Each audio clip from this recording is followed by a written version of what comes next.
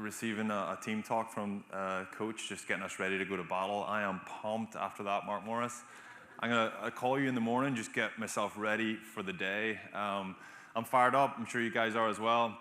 And yeah, obviously disappointed. I emailed Mark that intro, and he added a little bit at the end about my low ebb and pickleball. I'd rather not talk about it, so we'll leave it there. But I'm delighted to kick us off today with our first panel. Just to give you a bit of context around this panel entitled Architecting Excellence, Building High-Performance Teams from the Ground Up. We had a couple of conversations with our advisory group, and the conversations oriented around practitioners coming into an environment, kind of climbing the ranks, gaining seniority, and then ultimately ending up being in a position where they own and have accountability for that high-performance team.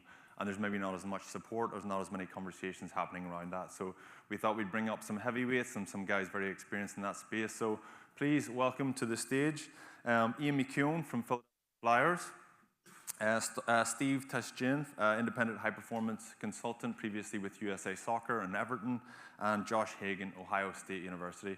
Come on up, guys.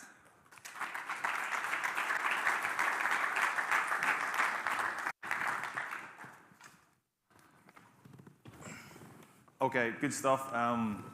We're gonna get into this straight away here, but we're just gonna. Whenever we were prepping for this conversation, we kind of stumbled across a framework that kind of structures this conversation and a couple of elements of the conversation. We're gonna go down that route. If we can just pull up this graphic, Steve, do you want to kick us off? Talk us through your experience building high-performance teams. What's important to you? That philosophy, and then talk us through this image and this framework, please. Yeah, I think when we were having discussions before the summit, we wanted to try to have a great starting point for what is a really big topic, a difficult topic to tackle, especially in our space where, as Andrew said, a lot of us that end up in performance director roles started as practitioners. But what we know, and I know the folks on the stage will agree with me, is that the skill sets you need as a practitioner do not prepare you for the skill sets you need to be a performance director. They're very different. So us trying to create the foundational elements to help level set that was probably the most important emphasis that we thought would drive home a very, very good panel discussion for everyone here. And when we looked at those foundations, we had just started to think about everyone in this room, including those on stage, have probably all been in environments that felt amazing, but we've probably also been in environments that didn't feel amazing. And trying to describe and put words to the feeling that you had in that amazing environment was really the starting point for the graphic that you see on the screen. It's like, how do we put words to that feeling? And then as you start to form those words, do they naturally start to move themselves into different buckets? And that was the starting point for this graphic, which I've seen and used a number of times, and just started to set the framework and level set for what are the foundational elements that you need to really start, as Andrew said, to architect and build a culture where people thrive. Ian, what's your personal philosophy and personal experience with building high-performance teams with the Flyers and other environments? Look, I think that I probably bring it down to three things. This is probably how I look at it, and probably my identity around high-performing teams, and we can go off in lots of different ways with this, but essentially trying to have a really strong communication. Communication is obviously a cliche and all used a lot.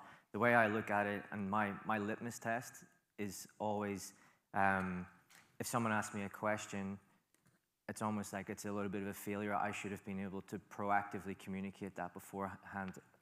How can I give people the information before they actually need it, so that, like, I always think of it as myself, like, if I'm asking a question, is like, did I actually, like, was I up at night, like, wondering about that question, and then I had to wait till the next morning to ask it, rather than how do I make people sleep better at night? Like, that's my, I use that as, again, a bit of a flag, or an early flag. It's like, if I'm doing my job well, I'm making everyone else's job around me easier. And whether that's people below me, people above me, people beside me, people outside of the organization, that's kind of like the thing that I always go back to. So the communication, being proactive around it, being able to do that. I think the second thing for me is about this, and it's a good friend of mine, Tim Parham, who's now at Port Adelaide, but we spent a lot of time together, and it was always the system as a solution. So it's creating systems as the bedrock then to change, to have iteration, to have an iterative process, but we need to have something in which we can go from.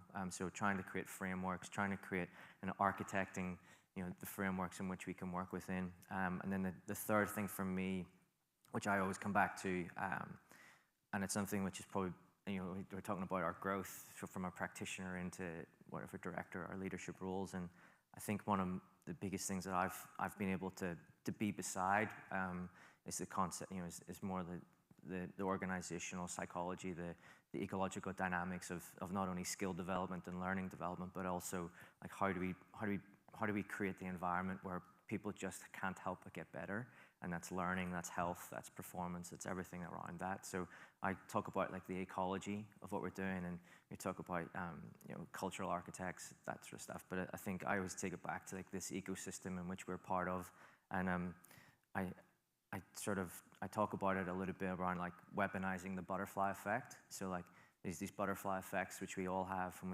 we're well aware of, but how do I weaponize them? How do I influence so far down the chain that actually when people get to it, they don't see the changes that we've made, the influence we've made? It's so far down, it's almost like silent, but it's made such an impactful change further down the stream as such. So I'm always trying to pick apart that and try to work out, and it's querying, it's interrogating, it's going through all that whole process. But the ecological side of things is a huge part of my thinking around it as well.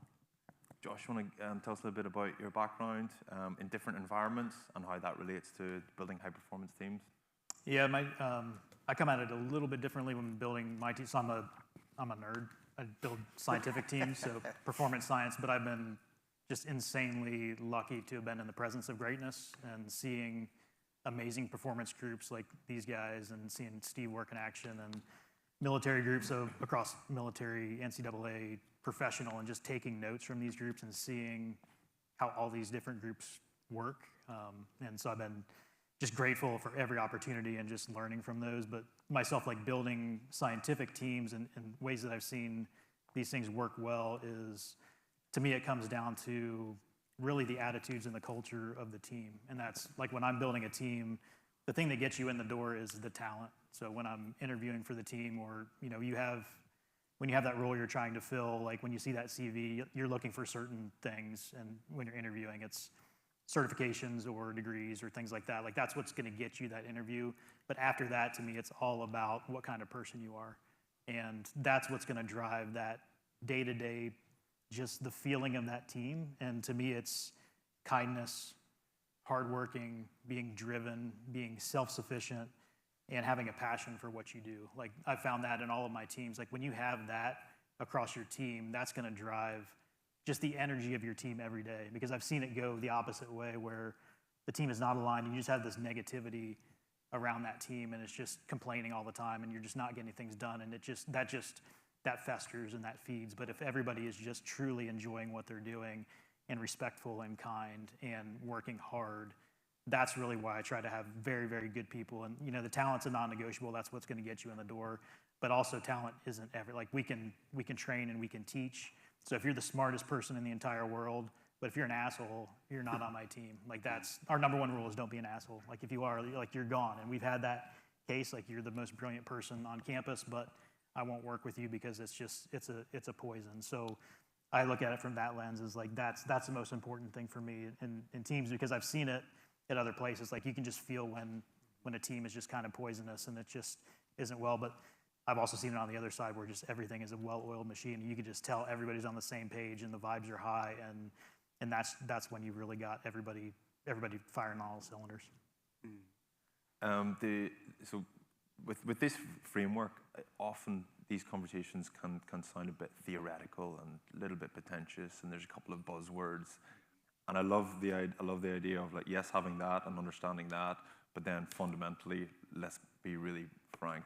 We don't want assholes. Let's not have assholes. That's the first step towards building a high-performance team, and a team that's aligned as well. Mackers, I've talked a little bit around building that team with the Philly Flyers, having a kind of cultural alignment, and then we've all seen this environment where a junior staff member comes in or junior player, just someone comes into an environment and automatically just levels up and gets better and just kind of inherits that culture if it's a healthy one. What does that look like with the Philly Flyers, and how does that look in practice?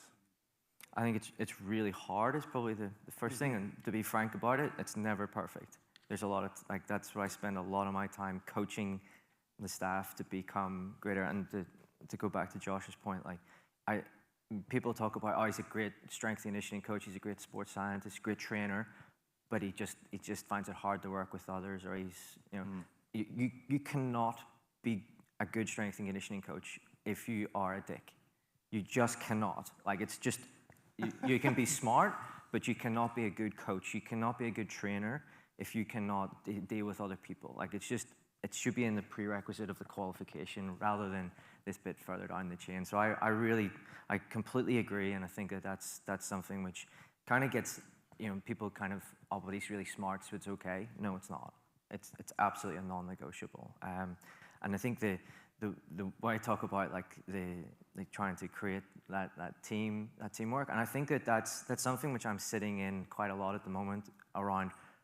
I just query whether people, and we talk about, oh, just be a good teammate, and people in sport typically know what that is, but I really question whether people actually know what that is.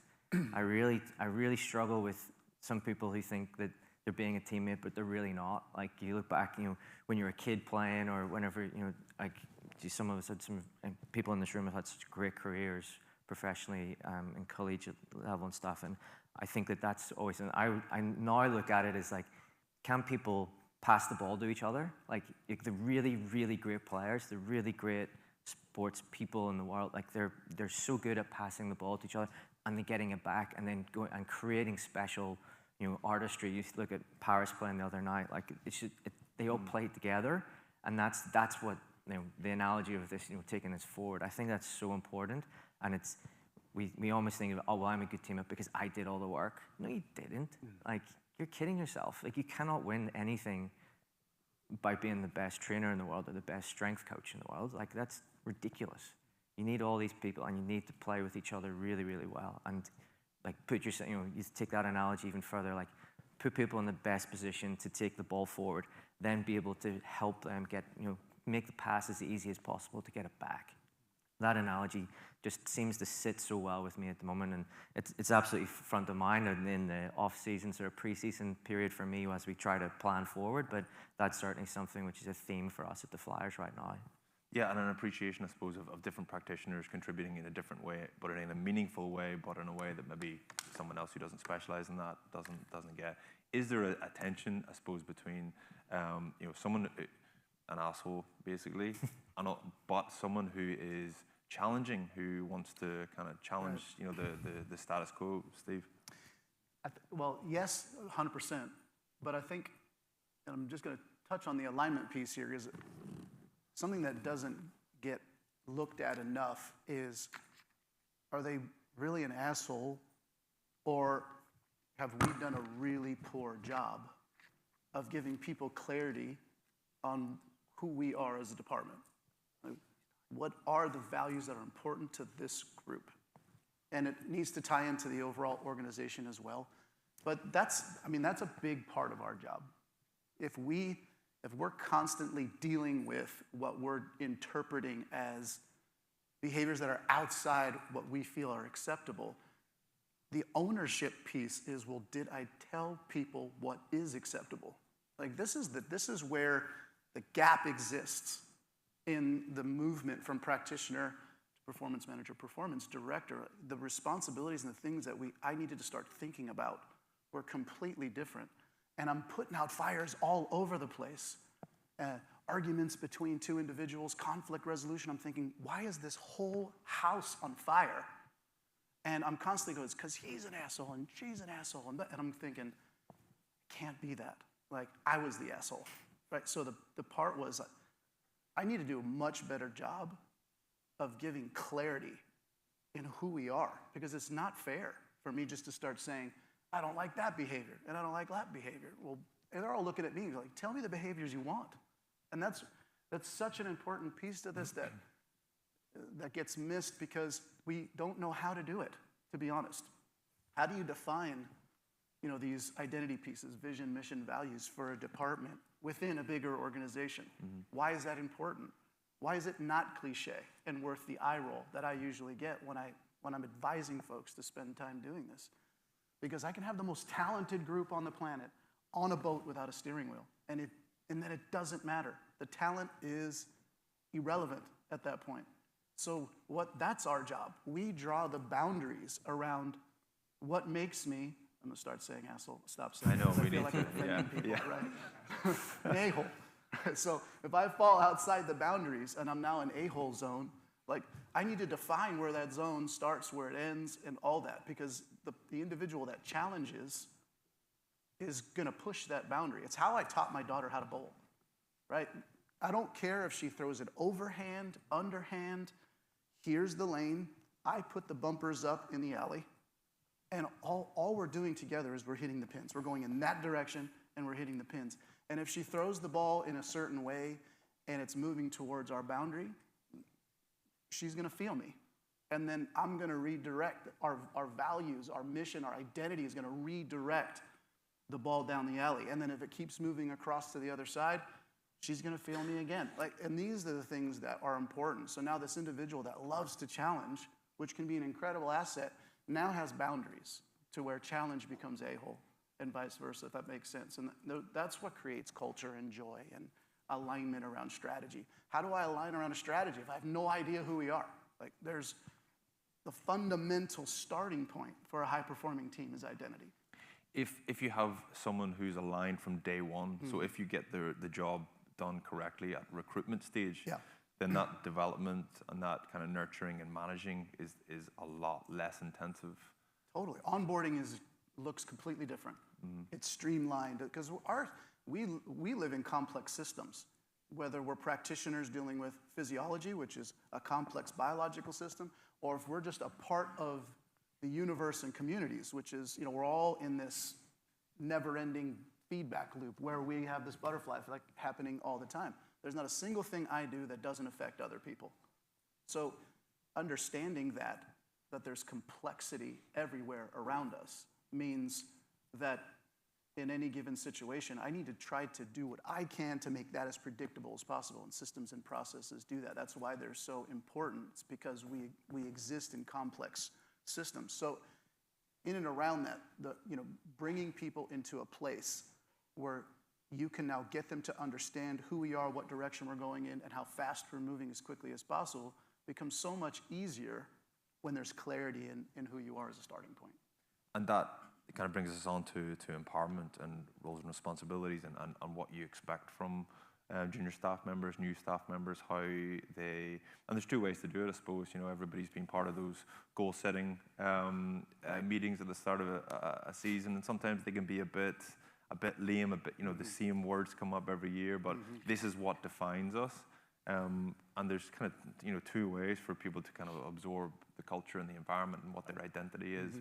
It's either here's what defines us, very, very clear, or okay, sometimes actually it just feels like this is important to this team by the way people are behaving. And both are important, I suppose. Josh, is this like what we're talking about here? Are these kind of universal truths with, Macker's experience with AFL, hockey, soccer, military and college? It's kind of the same in different environments, isn't it? Yeah, I think there's a lot of similarities. I think talk about empowerment. I think standards are the standards, and I think there's always, at a minimum, there's a team of one. So you're always responsible for yourself, and teaching everybody that, you are responsible for having a certain set of standards and having always knowing what the main thing is. And that's why I try to, anybody, I'm lucky enough to work across all these different domains, and everybody on my team, I want to give them as many opportunities as I can to work face-to-face with the people that we work with, like actually talk to service members, talk to athletes, talk to coaches, so they can understand who they're actually working for and who they're working with, so they can, it's not just numbers and it's not just research and not just projects, but like we're trying to help human beings, help individuals so they can take ownership, especially on the military side, there's nothing more critical we can be doing than helping our service members, and take pride in that. And that's why the standards are non-negotiable. Like, we have to do the best job that we could possibly do, but that doesn't mean that that's less important than working with athletes. So just knowing that, that's your baseline. That's your team of one, and you do your job. And then when your bigger teams come together, but that doesn't change. Like, that's how we have to operate at all times. So it doesn't matter what environment it is, but take pride in what you're doing and have those standards from the bottom up. Is that easier to do in a tactical environment where it is more important, and kind of communicating that level of importance and everybody kind of being across that and understanding that leads to more empowerment? I suppose this is really important, as you say, me as a team of one, to make sure I deliver on what I'm looking after. I don't know. I wouldn't say that necessarily. I think it's about the individual. I think it's about all of these things. That culture that you've built is going to drive all of that, because, wins and losses are life and death to some people. And it's jobs, and it's, we have that same turnover exists in the military, exists in collegiate, and exists in pros. It's wins and losses determine if you're going to keep your job and be able to support your family. So that's all equally important. So I think it's about that culture that you've driven. So if you have that negative culture and you just haven't built that well, then you can lose all of that. So I think it really is, if you build the teams the right way, then it doesn't matter who you're working with. It's taking that pride. Like, some people just have that. I built that pride because I got lucky enough to talk to these groups and just be able to talk to service members and special operators, just ask them about their lives, and it just hit me like a ton of bricks. Like, oh my God, what you do is unbelievably amazing. Like, what can I possibly do as a complete nerd to do something to help you? Like, I'm not going to go out and fight the fight, but what can I possibly do to do my part and help? And that's what I took pride in, and then I try to help my team members take pride in that too. And we do the same thing we've got a lot of work with first responders, and we do work with. I heard about what the day in the life of an orthopedic trauma surgeon was. It was like, holy cow, that's a hard day. Right. Like, my day crunching spreadsheets is not hard. Like, when I'm stressed out at the end of the day, like, it was not that hard compared to your day. Yeah. So what can I do to help them save lives? So I think always having that perspective is probably the most important thing that we can add. I think there's a lot of people who would be intimidated by the idea of crunching spreadsheets all day as well. It's not that hard. Mackers, coming on to that kind of empowerment piece, I know you find things difficult at Philly Flyers, or it wasn't always straightforward, or there might have been like a slightly kind of shift in strategy. Talk us through that journey and kind of leading that team, and wanting to tap into that empowerment of individuals and knowing there's brilliance there, but also trying to control that and nurture that. Yeah, I think probably the point that I'd like to make at the start is that every single one of those alignment, empowerment, collaboration, resilience, that's like empowerment in particular. Empowerment doesn't mean that as a leader you just let people do what they want and then it's easy. It's actually really hard work, and it's easy to sit up here as a leader and say, oh, I work really hard at this, but I spend a lot of my time coaching people to be empowered, to be aligned, all that side of things. And I think that where my journey, I've been absolutely privileged along my career to be around great leaders. Phil Glasgow, Darren Burgess when I went to the AFL, like two absolute leaders in sort of high performance teams. And I took over from Darren at Port, and I was the obnoxious little smartass, really. As a head of S&C, I thought I could do his job and all the rest of it. I read all the books. I was into everything on HBR. I was doing, at that time it was any podcast, anything. I was all over it. I thought I was it in the bit. And when I took over, I remember my first preseason, because I was coming in, like the change management there it was an internal hire, so it was essentially my colleagues or my friends that I was now leading, and I was like, okay, I'm just going to empower them, and they're going to do their job, and it's going to be really great. It fell so flat in its face. It was so embarrassing for me. Like the first 3 months were, imagine the step up was incredibly hard anyway, but the whole thing around, like my whole house of cards just fell down because I thought I was doing the right thing. My ego took such a hammering from it. It was pretty rough times, but again, it came down to, I remember the moment where I had to go, right, okay, I actually need to step up here and be the, like, as much as we want to empower, as much as we want to do this, there still needs to be a direction, and that direction can be, that singular focus, or it can be, more of a group think or whatever. Like, whatever way you go with that, but someone needs to anchor the direction, and you need to, go towards the bowling bins and make sure that the coordination of everything, and they actually craved that, and it was actually, I was letting them down as their friend, as their colleague for a long period of time. So I think my point around empowerment is people have got to be ready for it, and it's not the same as, and my point around, like, I thought empowerment was the same as being, giving people autonomy and giving people time to, like, that's part of, like, self-determination theory, and I was all over that, and I was, I'm going to make this the best run team, and everyone's going to be so happy with themselves,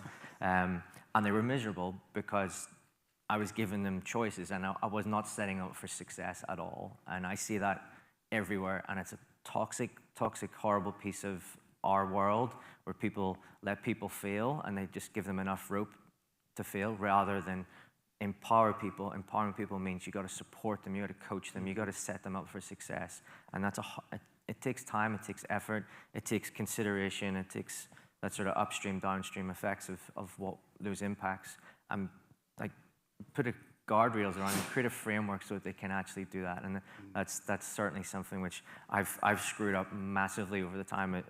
Pretty much everywhere I go, I screw something up. But it's actually been something which I've really enjoyed, the intellectual gymnastics to get through that, and, like, to really, and it's ripped me apart from an ego point of view. It's been in pretty dark spaces with it, but it's actually, I really think that's such a fun piece of what we need to do.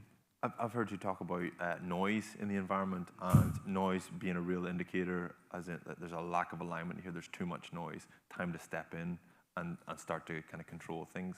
What is that? Is noise like just individual practitioners, operating in silo, being outspoken but not collaborate? What does that look like? What's noise? Yeah, I think it means different things to different people, but I imagine if we all sit and just imagine the environments we work within, and just that noise can be people, like, I want discourse, I want cognitive diversity, we want people to have these conversations, but let's all have them together, and then not have them in these side conversations, these, oh, well, he thinks this, and that, it's just, that's one thing, and then these different sources of information, so one person's got one piece of information, one person's got another, and rather than bring it all together, so something like, some sort of technology that brought every data piece together, and then we could all look at it together. That would be a pretty good idea if we could work on that. So and enable that and support us with that. That would be great. But again, like, that's the noise, and I talked about early flags or litmus tests earlier, and that's absolutely something. As soon as I hear too much chatter around stuff, well, it's always around. For me, it's always around rehab at the moment. It's around, should we go to this surgeon, that surgeon? What's the MRI result? Like, 6 different people have got different things going on. There's different conversations, whether it's coaches, it's player development, it's the trainers, it's the doctors. There's a lot of moving parts, absolutely, but we need to create less noise. And, like, we work in sport, there's enough crazy stuff will go on, whether it's players doing stupid stuff, players not putting the puck or the ball in the net, all the rest of it. There's so many other things. Never mind the injuries, never mind the getting a puck in the teeth. That causes issues.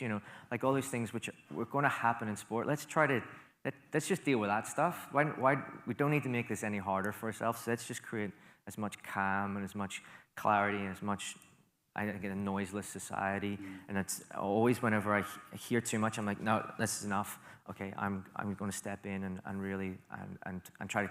It might just be that 2 people, they just need me to answer a quick question. And it's always around, sometimes I'm looking at pointing at people who are a little bit more higher in the organizations, but it's like, well, what does management think?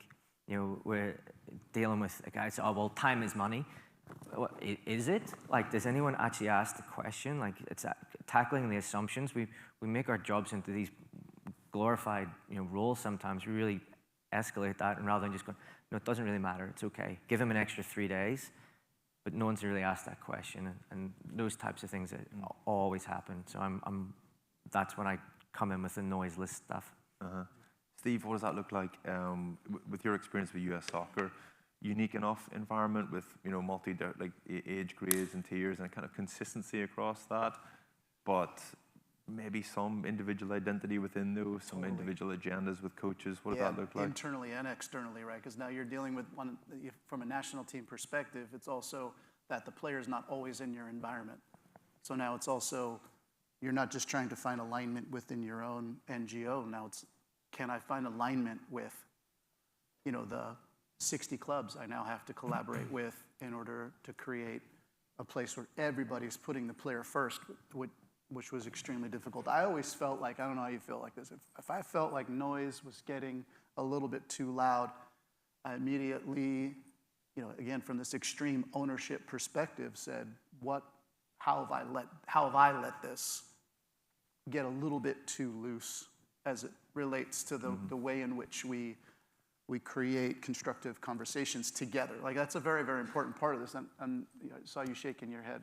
Yes, like, 'cause, I mean, that's the thing about the role of managing departments like this is, in the end, there isn't many circumstances that aren't your fault when you really drill it down. So for a noise thing, from my perspective, is we're getting away from who we are, and it is my job to make sure that it's clear. Clarity, you said clarity earlier, and clarity is really, really important.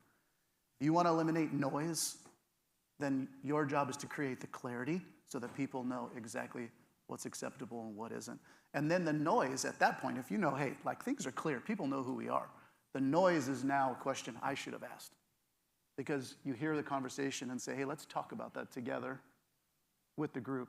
Because at the end of the day, if two people are discussing something and they don't feel comfortable discussing that exact thing in front of the whole group, then it's a discussion that shouldn't be had. It's probably something that falls outside of our values, And with the national team, Peter's here, and this is the first time we've got to connect face-to-face, but he was at Antwerp while I was with the national team. We had a player there, and that's what we did, was to try to eliminate noise externally now. Like, what's the way that we share information so that all the agendas, personal agendas, somewhat soften, and we start to really focus on the player being first. And that was an information sharing highway that we needed to create with our clubs in order to eliminate noise. Because the noise was national teams are idiots. And from our perspective, more often than not, national teams are saying the clubs are idiots. And it's like, well, if everybody's idiots, then like this whole thing's that can't be the case.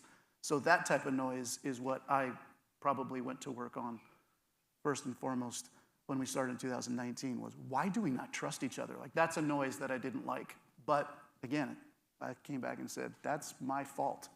If I can't correct that, it's my fault. That environment that you're describing is even more unique and more challenging. We're talking about the challenges of managing an internal team. Yeah. You're managing the internal team and then external stakeholders and clubs and pathways and all that sort of stuff. Yeah. It adds a huge amount of complexity to having alignment. Yeah, and then this touches on the collaboration piece. Like, now you're in your position where it's vital because you have to work with them. I need really significant, alliances where we're all pushing in the same direction in order for this to be successful. And the collaborative process is really, it comes down to our evaluation of risk. Because in a collaborative relationship, I resign to the fact that I'm no longer in control of the final outcome. I'm not totally in control of the final outcome. The final outcome is now a result of whoever's involved in the collaborative process. So it's a trust thing, it's a vulnerability thing. And collaboration is about getting to a place where both parties, all parties involved, have so much trust that we're comfortable with being vulnerable. And that was the difficulty with our external partners when we started, is they didn't trust us. So they weren't going to share information with us. Because in the past, that would be used to hammer the club and say that the issues the player is having is the club's fault. It was all about fault and blame, and that was something we needed to fix. So it was about creating the trust that was necessary. And what we said was, we're going to be vulnerable first. And if we want them to share, we need to have extreme sharing on our end. We created platforms through Smartabase where we allowed clubs to see everything the players were doing day to day. We gave them internal access to what we were doing. How much distance did they cover? What their readiness screens look like? anything we collected was available to the clubs through their own portal. And people said I was crazy for doing it. Oh, you're gonna get phone calls daily. I was like, I'm getting phone calls daily anyway. I might as well provide the information and see if that stops the phone calls. And as soon as we did that, you felt, I've been on the club side before, and I just felt blind when the players left. And I was like, just praying to God that they came back healthy. Now I could be a part of that process, and now you say I'm a part of your team, but now I can see you living that in a real way. And I do think there is a lot of value in bringing people together, because now the sharing went in the opposite direction. We were asking for 8 weeks of data leading up to the World Cup camps right before Qatar, and we had 100% compliance from every club. And the sharing was fantastic, but they trusted us. We had everything out there. If the player got injured with us, there was nowhere for us to hide. We did that on purpose.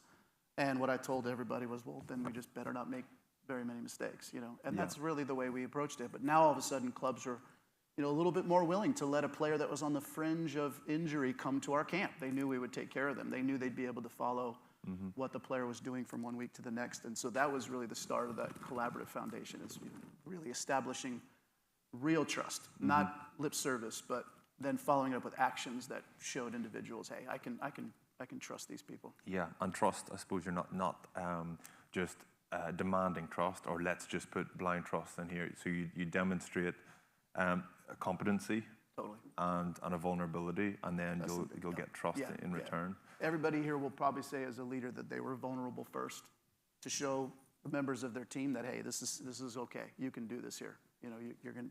This is a place where we can make mistakes and be vulnerable, and we're all going to learn from it. Like, that's an important piece to it. Okay. We're going to go to a Q&A. Keen for this to be kind of 2 questions. Okay. Want to pick up on something the guy said, or dig into something in a little bit more detail? Thanks, guys. Appreciate the talk so far. When you take over a new group that maybe hasn't had a culture, or maybe they have a culture that doesn't align with what you want it to be, what's your sort of 100-day strategy to determine if you're going to keep those staff members or try to help them stay on your team? I think the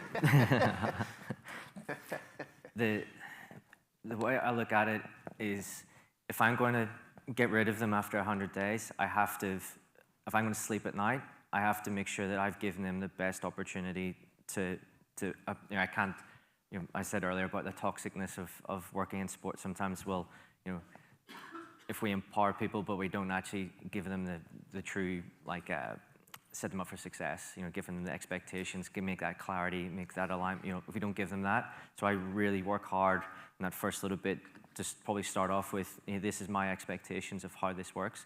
I've done this in multiple different ways. The most recent way, which I'll tell you in a few years' time if it works or not, but is really going back to the commander's intent type way of looking at things. But I look at it from a behavioral point of view, and that's the things which I will not, or which I accept, or that I expect us to operate within. And that intent then is it's almost like it's not, the way I describe it would be as you walk into the car park or you walk into the building, it's what do you feel? These are the things which you feel. It's not the things which you see. It's not, because we look at, we've been to so many facilities, you go across the road, there's lots of weights, there's crashing and bashing, there's people getting pushed on, there's needles, there's stuff, there's all sorts of methodologies. That's the same thing, but it's what you feel, right? And that's that's what I want to get to. Sometimes it takes forever to get to that, and it's different. Every single place is going to be different. There's not a cookie cutter way to looking at it, but that would be, I try to go for that, and then if people then start to fall off because they're not capable of that, fine. And then I'm much more content to then start looking at exit strategies. Yeah, the answer is you're going to let somebody go because of what?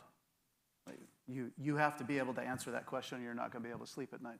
So the first 100 days for sure is, have you established who the group is going to be? And that's an inclusive process. You don't come up with it by yourself. The group comes up with it together. And then once you know what that is, then you talked about standards, Josh.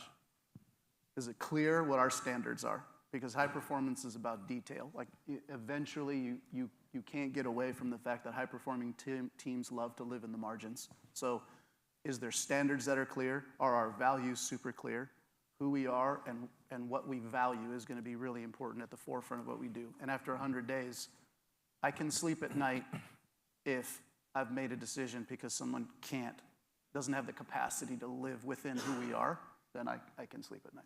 I think the other point to that is it doesn't stop at 100 days. No. I've seen people who've been great for a year, and then people change. There's lots of different things that go on with, talking about complex systems. Like we're all that on ourselves, and some people just, the organization may change or the person might change, and then as long as it's constantly going back to it. So, and I've made a lot of mistakes. That once at 100 days or something similar, and then you sort of leave that behind and go on to the next thing.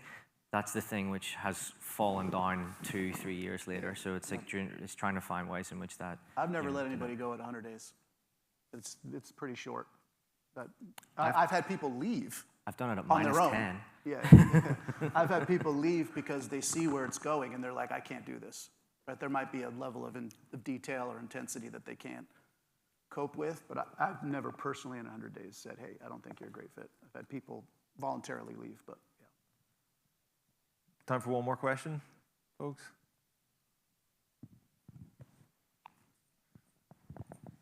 Thank you, gentlemen. Fascinating conversation. It's making me think about all sorts of things. I'm really curious around how you support the individuals that we're talking about in this situation, where there might be some change management required. But one of the things that really sticks with me is the quickest way to kill the motivations of the best people in your team is to show acceptance to these behaviors, right? So how do you deal with that person as a person at that individual level, but give confidence to your team that something is being addressed, if you like? I'm trying to think of a good way of doing it. It's a really it is a very, very great question, and I think it's a very tricky part of what we do. I think that I go back to just coaching, like one-on-one coach, like spending a lot of time with that person, trying to work it and helping them through it, like, and their direct management or whoever it might be, if they've got other leaders in front of them, that they're empathetic to what's going on and try to give them as much clarity around where that person's, why they're thinking that way. And one of my sort of the ways I look at is there's always a reason for these things, and it's being kind to it rather than like someone's being an a-hole. You gotta, there's reasons for it, and like it's being able to understand that and breaking that down a little bit.